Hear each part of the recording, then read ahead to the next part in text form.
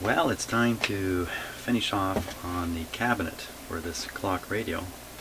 And yeah, the speaker's in here, but that's actually the back of the cabinet. The speaker faces out the back of the cabinet. So the problem here, there's some very serious cracks. There's one really bad crack right in here. And underneath here, there's some odd cracking through here. I think the rest of the cabinet is crack free, so we're really looking at just two cracks. Yeah, I really don't know why this one on the side is formed either.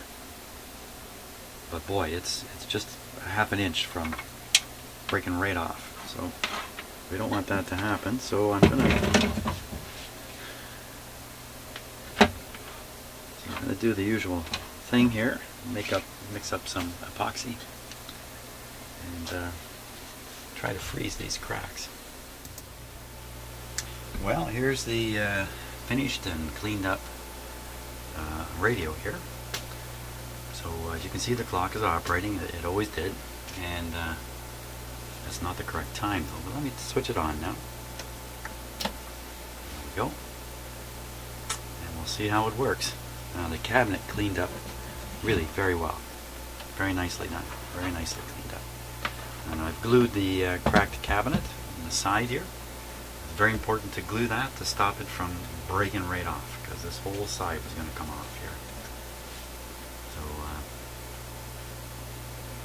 let's see how well it works here. Now this is plugged straight into the wall. It's not under any kind of restriction or anything like that.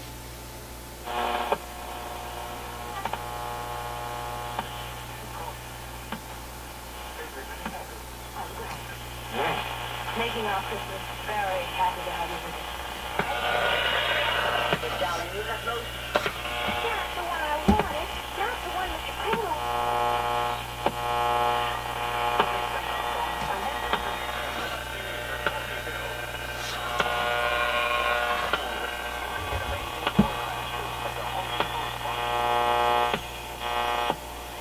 A little tough down here to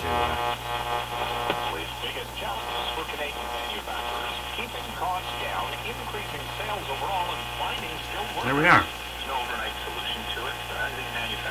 So, now, by the way, this will probably be the last video that I shoot with my current computer system, because Santa Claus was nice to me. Today is actually Christmas Day, and I'm going to be putting together a new high-performance computer. It's going to help a lot with my videos. So, of course, it's hard for you as a viewer to understand what's going on at my end when it comes to video stuff, but I have been right at the limit of the computer that I use now, and it's been restricting me from doing a number of things in terms of videos. So hopefully in a few days I'll be back at it and with a much better video setup. So anyway, and also thank you all for your numerous comments that you've made over the last few days. Have not had the time to respond to many of them. I responded to a few, but there's many comments about this guy here, and I'll be getting back at him before too long. I'll only be using my new computer. So thanks a lot. Merry Christmas to everybody, and I'll see you soon on a video.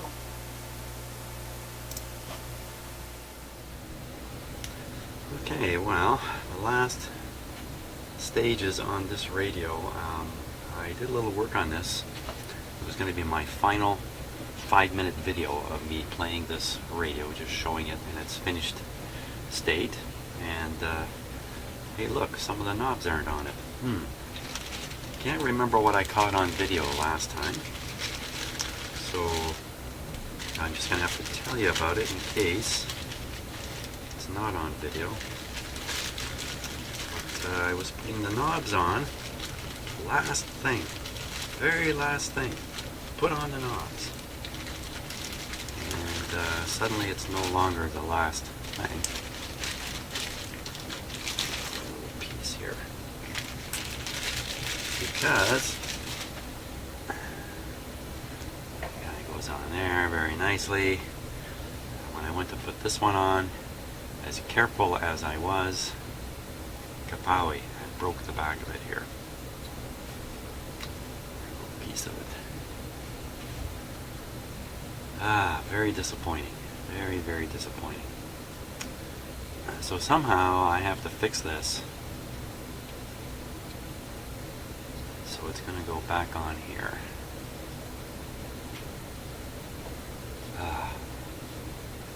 Now, last time I did one of these, I spent quite a while coming up with a technique. Involved just putting some shrink sleeve around here and filling it up with epoxy, sticking it on. The idea being that that's a really good grip, and if you did need to get it off, you would be able to pull it off. The epoxy not adhering to the metal quite as much as you might imagine. That's the theory. I got a few ideas from viewers about how to deal with these. One of them was you cut off the broken piece and glue or weld on a replacement piece. In this case, it has to be a fairly long shaft, but that part it goes onto is a standard thing. It's very, very common. So chances of me having a knob with a base like this is, well, there's a chance. So I'm going to have a look and see what I can find in my meager collection of cast-off knobs here. Okay, quick rummage through my collection of knobs. No, I don't have anything that has a long shaft like this on it. So I'm stuck with this. I wonder if it's cracked it all right up in here.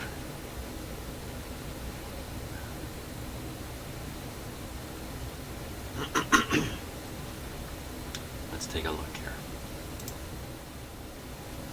Okay. Now.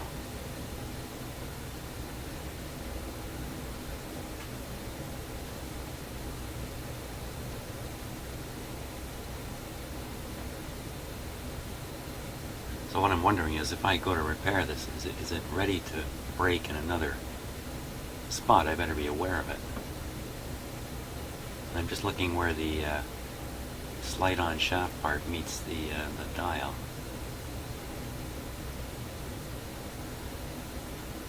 Doesn't seem to be any crack down there. Just this one area that popped out.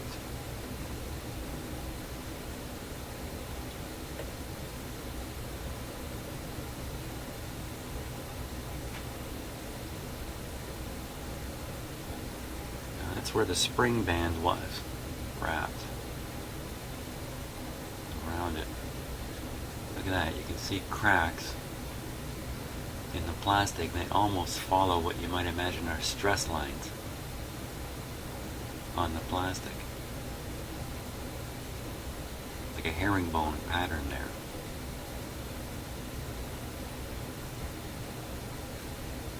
This is actually broken at the top there. This piece here,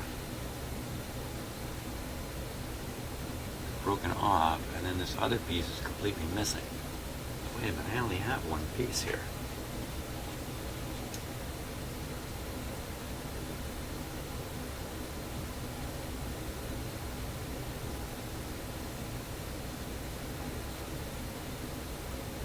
There's the other pieces. Uh-oh.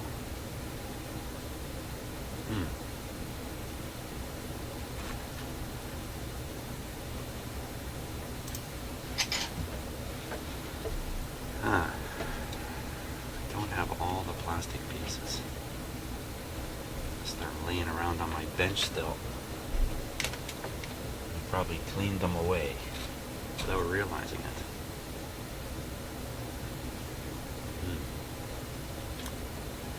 Well, that's not a very good situation for me.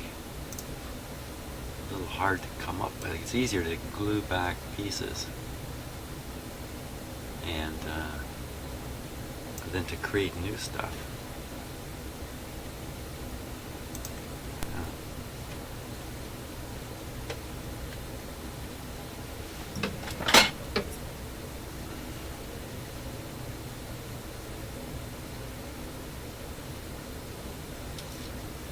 like that fits right in the bottom here. Still have the band.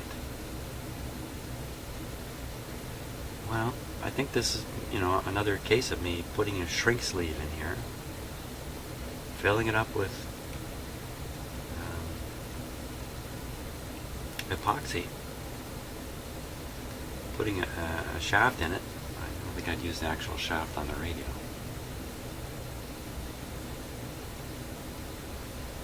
And the problem with that approach is, you see how this is made with a solid piece here, and then it had two fingers, if you like, coming down here that could spring in and out. And then it has this spring which actually creates the tension that holds this onto the knob, because the plastic itself has no tension. In fact, plastic is terrible if you apply tension to it. Like lots of materials, they're not very good when you apply tension. Compression, okay. Tension, not so much. So with this band on it, you are kind of compressing this, even though we know there are fracture lines developing down through here. Of course, this control gets worked by the operator. It's going to get worked around.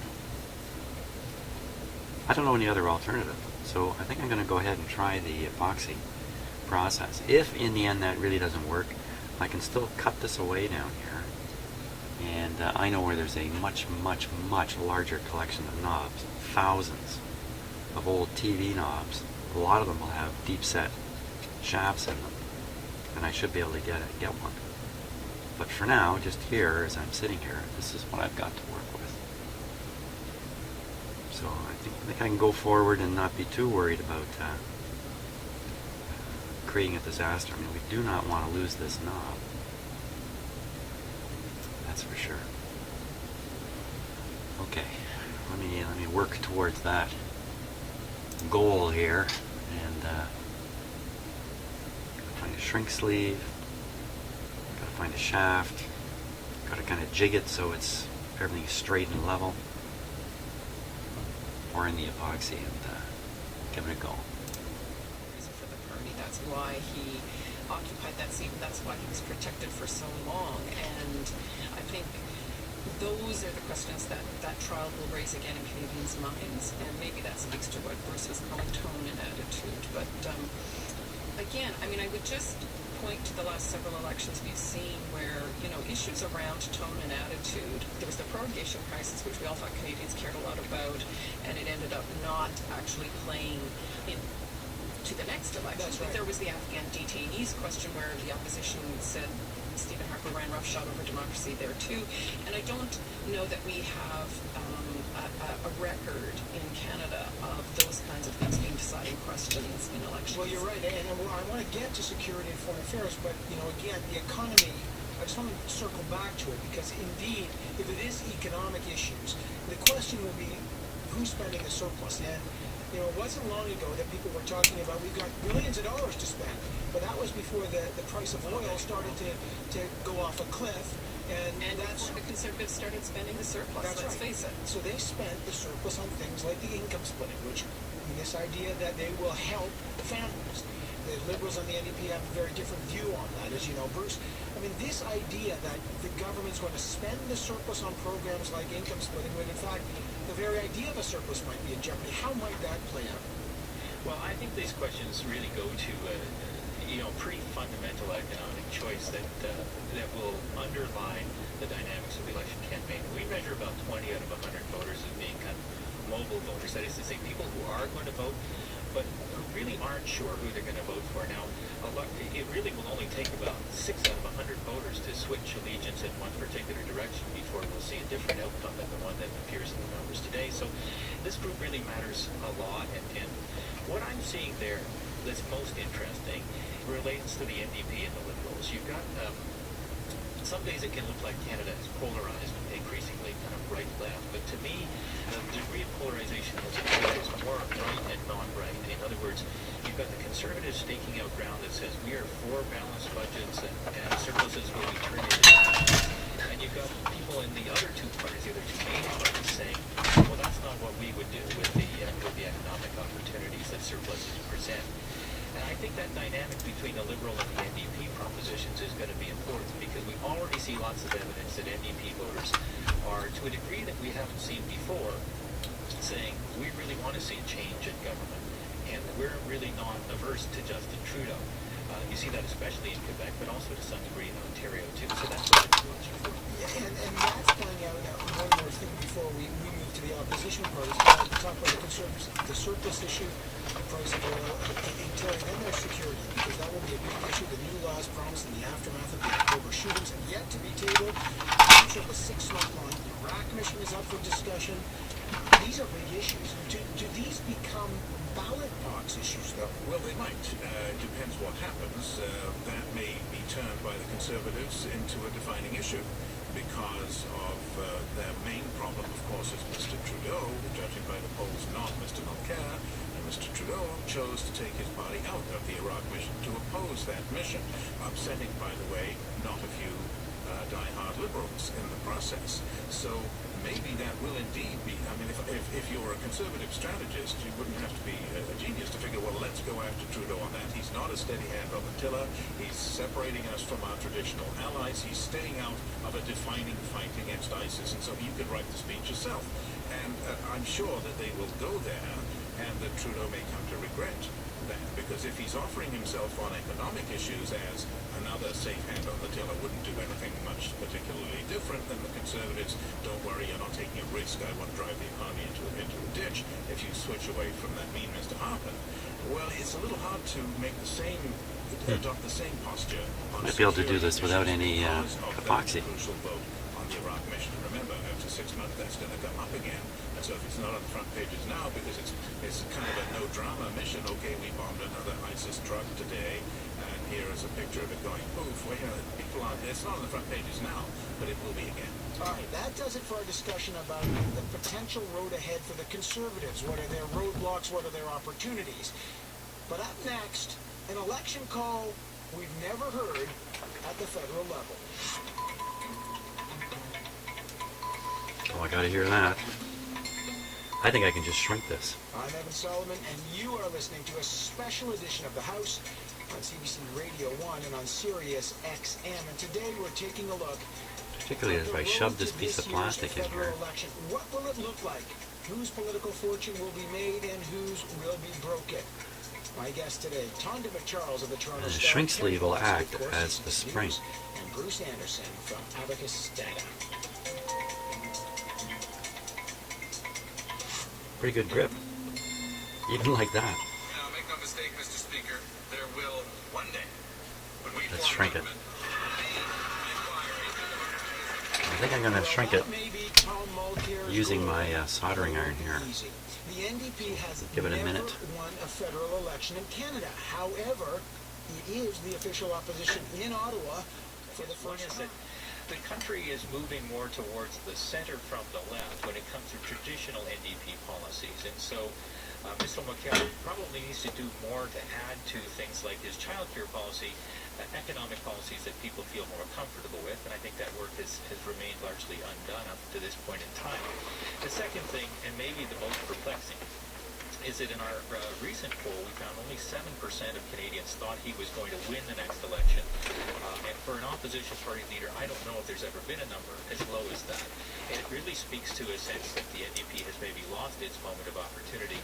And if you're not a diehard NDP voter, but you've been thinking about the NDP as a choice for you, mostly because you want a change in government, then maybe you're starting to think the NDP isn't the way to go. That's a big challenge for Mr. Mulcair. Mr. Mulcair finishes this year off in a very bad way, having lost what a lot of people around here would say was a very confident and dynamic young MP from Sudbury, having gone to the provincial Liberals in Ontario. Glenn Thibault. I think that's a big blow to him. It brings to 6 the number of NDP MPs. Okay, for watch your ears here. reasons who've left him since the 2011 election.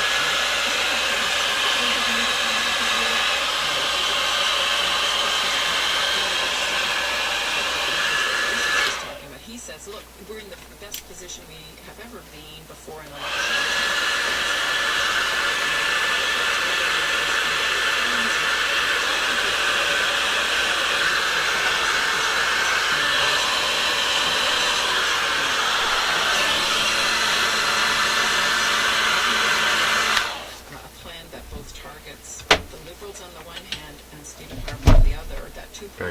is a see if huge it's actually challenge. shrinking. Tonda has this one right. I think the NDP, let's Sure acknowledge, seems to have. has a formidable and competent leader. He is extremely fluid. He's an organized Pretty talker. warm. He's a master of the scrum, of the soundbite. Oh, of the yeah, it's question shrunk. period. Far Well, not more a master of the scrum. Bit chippy. okay, yeah, there's an edge there. That's Let true. that cool a little But bit. he's generally more fluent in these fora than either of the other two party leaders. And the other side of the story, though, is that where has this got him in the polls? He's going down, not up. He's in what is now becoming a distant third place. He's heading back to third-party status. We know that he will be dangerous on the hustings and probably in debates. He may be, I'd sure look out for him in a debate, but he's got a really uphill climb. His problem is the same as Mr. Harper's, and it's called Justin Trudeau.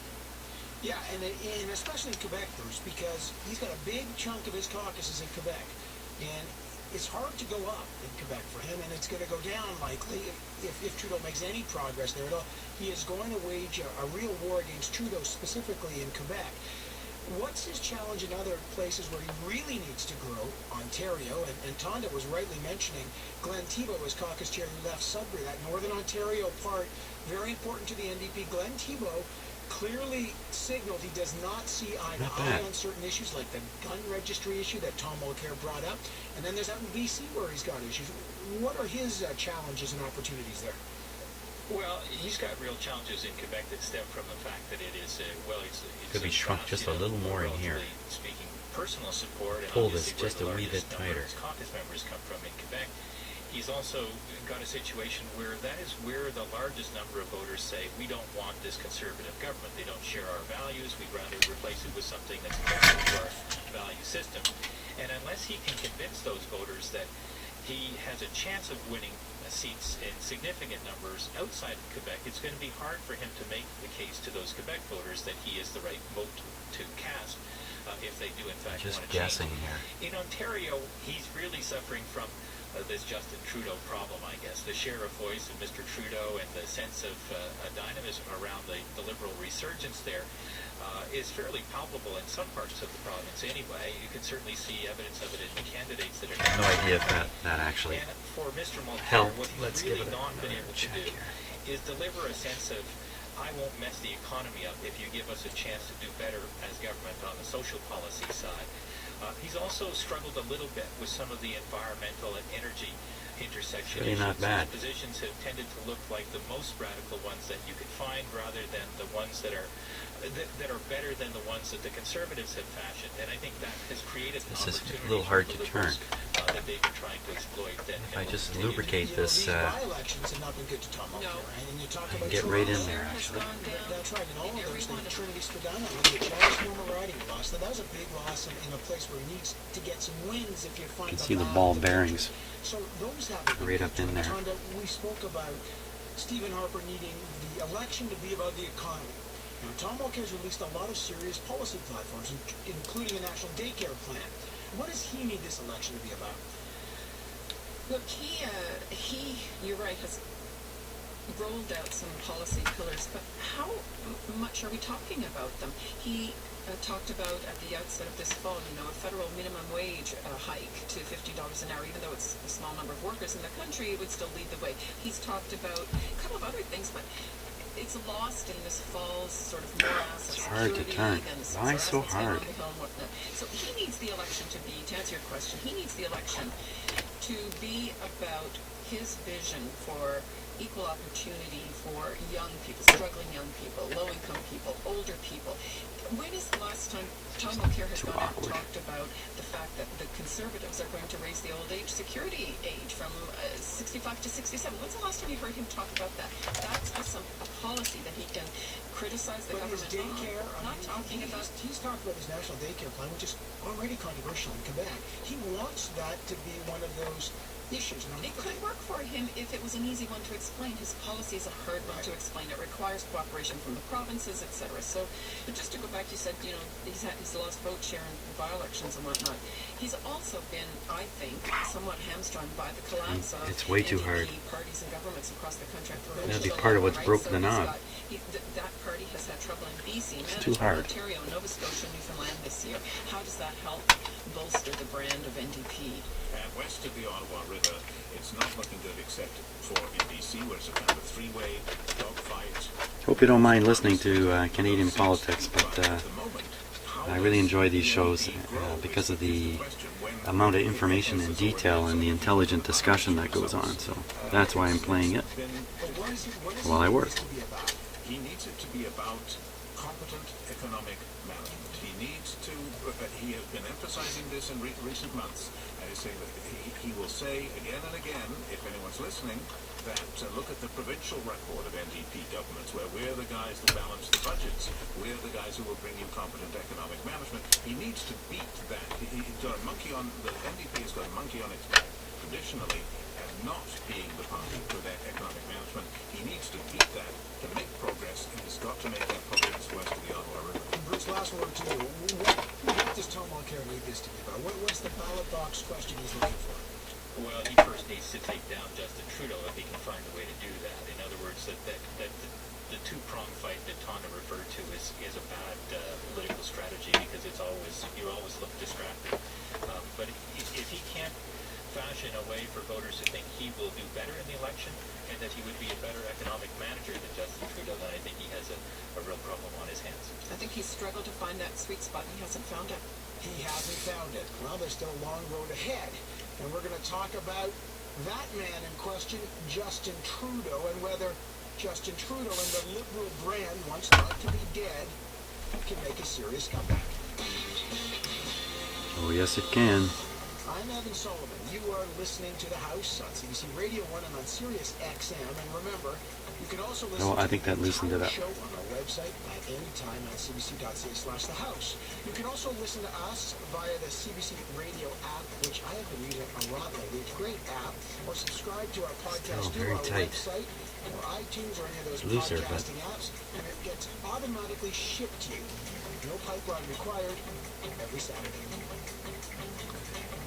Of course, you don't want these things so loose that they fly around on their own. Alternative that brings new solutions, new ideas, and a new way of doing politics.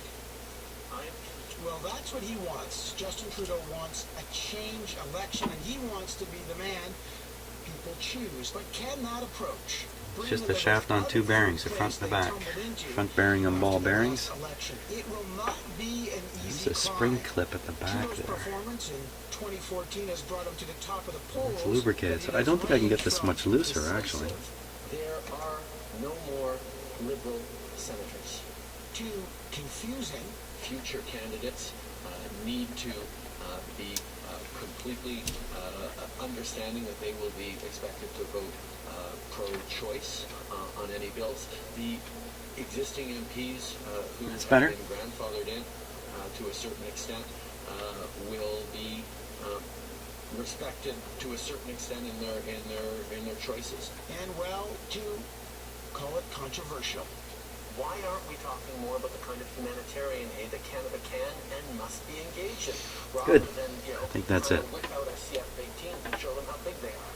All right, the Liberal brand has bounced back at the provincial level. That's Another for certain. crack They in won a here. lot of I missed that elections one. there, but can the party do the same thing in Ottawa? Is Justin Trudeau the man that can march the Liberals back to power? Let's start with you, Bruce, and look at some of the numbers here. Where are the Liberals as we enter 2015?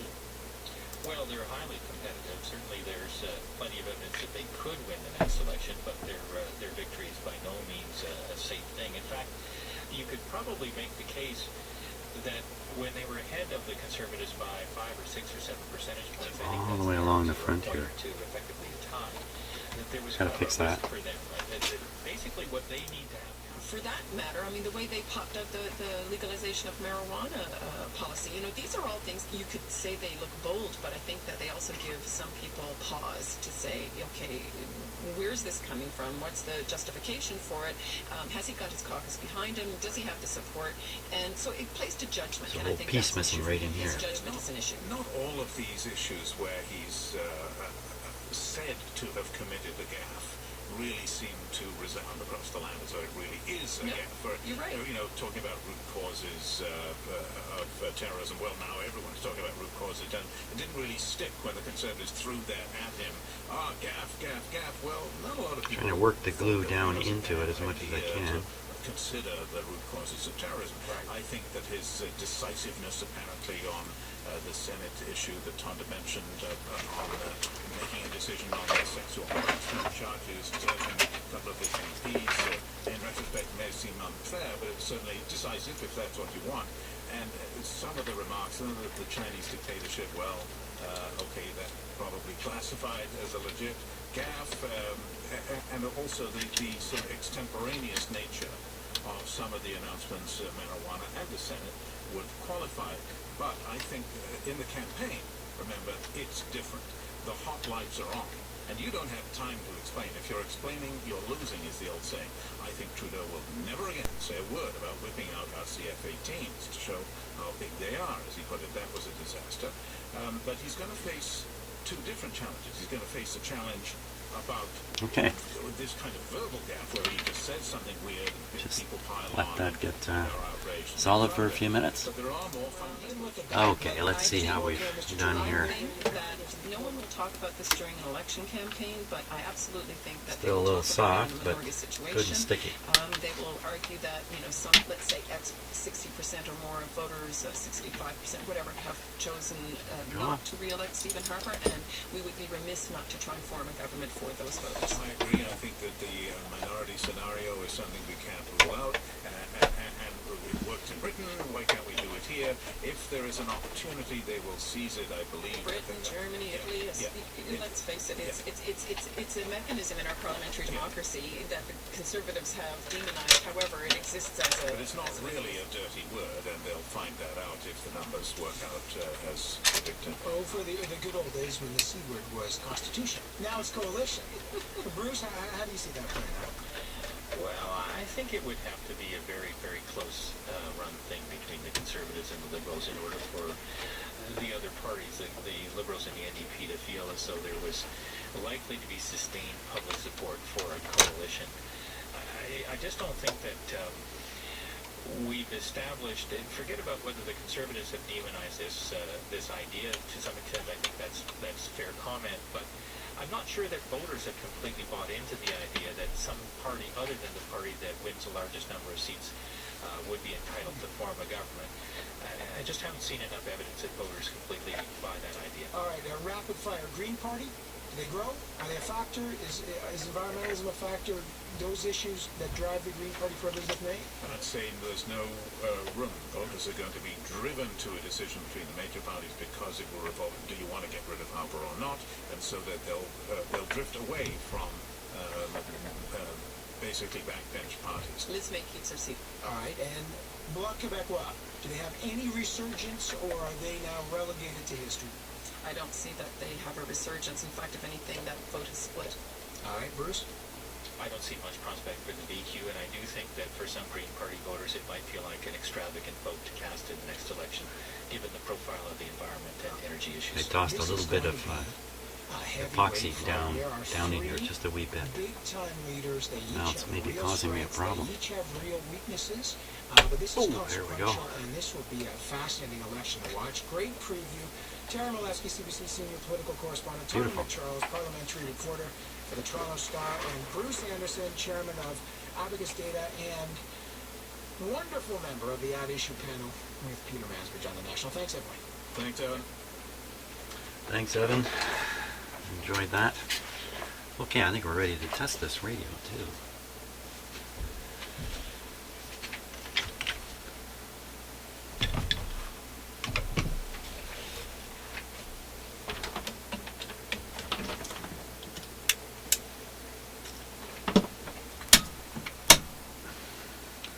clock running.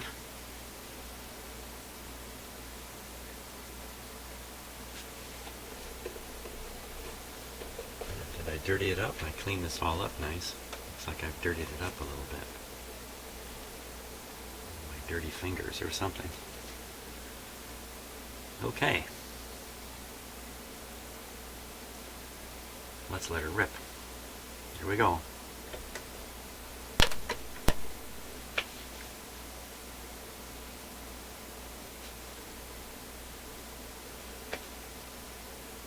Come on, baby.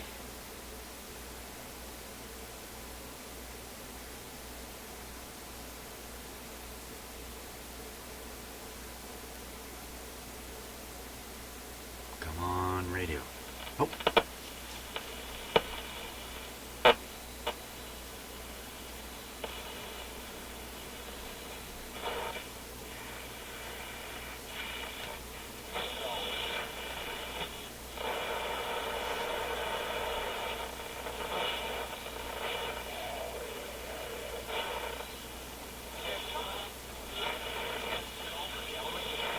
Hard to tune because of the looseness of the knob here.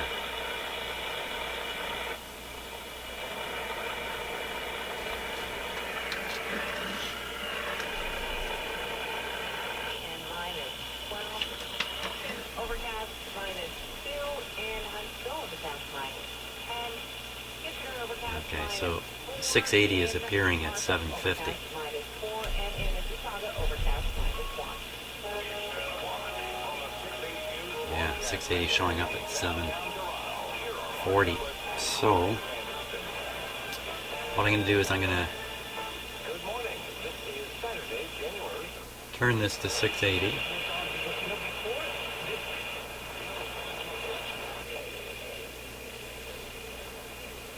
I would say that's the 680 position. I'm going to drop the radio out the back again. Holy smokes. You know, I don't have to be taking these knobs off, do I? Duh.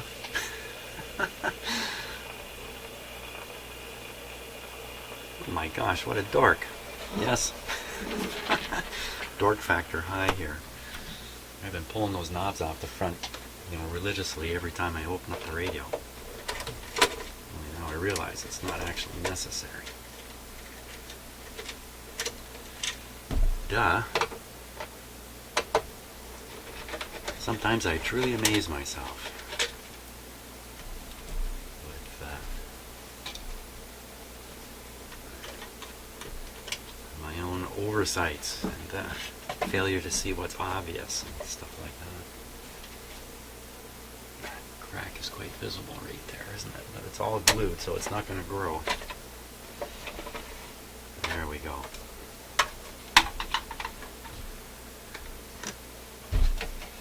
Dummy. Now, I have to get at the screw here for the oscillator. It's right up on top here. Okay, let's switch it on again. Oh, it's not going to operate with no power connection. Power off on the outlet. I'm going to use my danger cheater cord here.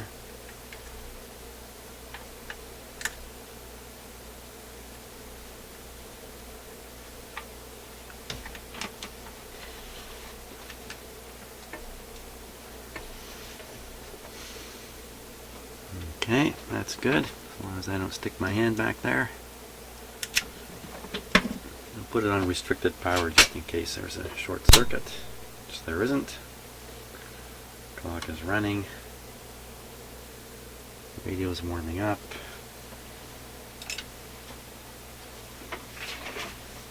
.680.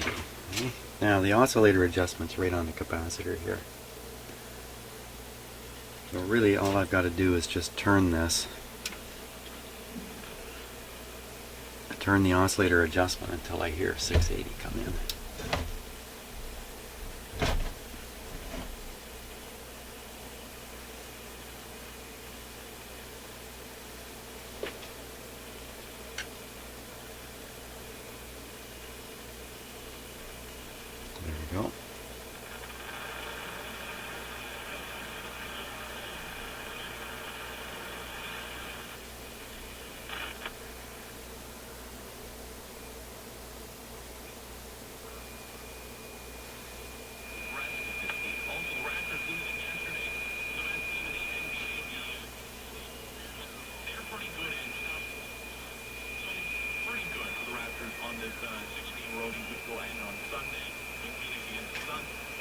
I think that's 680.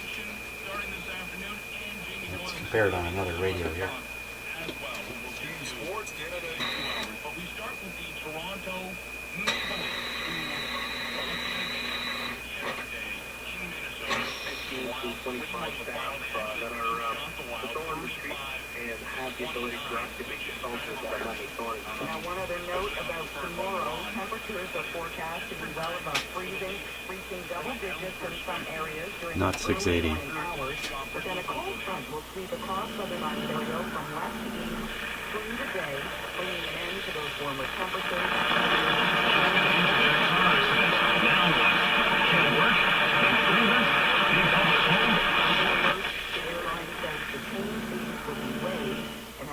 If you're hoping to fly in the next 24 hours or so, be sure to check on your that's flight tight. before leaving for the airport. Cruising after 680. The City News Time at 10:05. Hockey fans in Toronto were pumped up to see Team Canada winning 8-0 thumping on Denmark at the World Juniors of the ACC. Now we're back with the City News.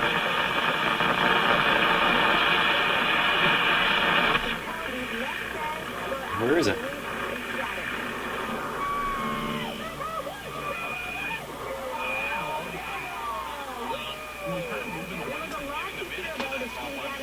What is that?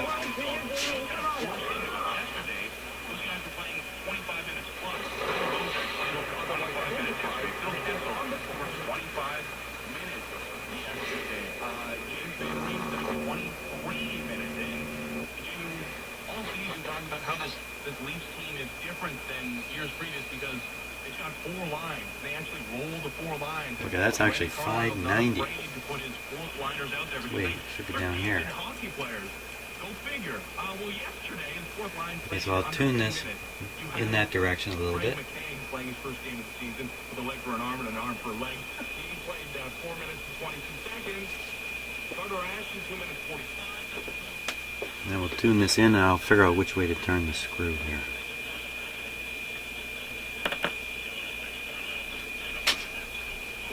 Which way makes it stronger? Not that way. Right?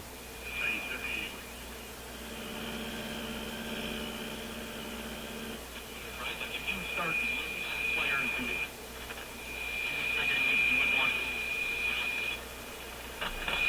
and maybe spread the minutes out, but instead you're doing the opposite. 590. Yeah, unless he's hiding other injuries that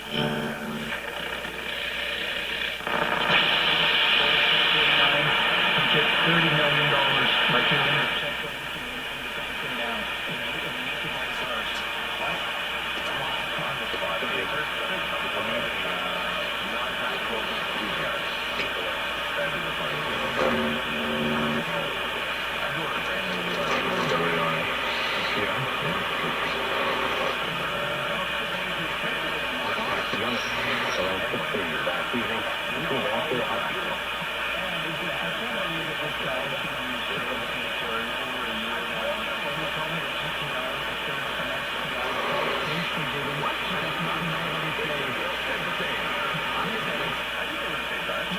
Okay, so that's 640.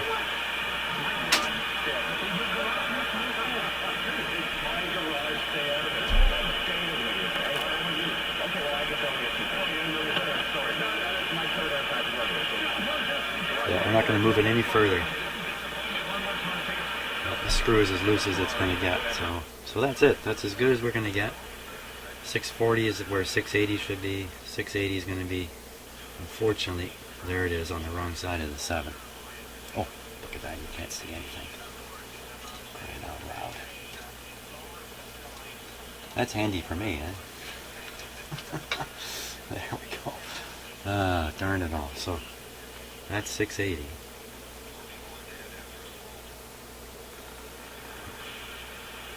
And that's 640.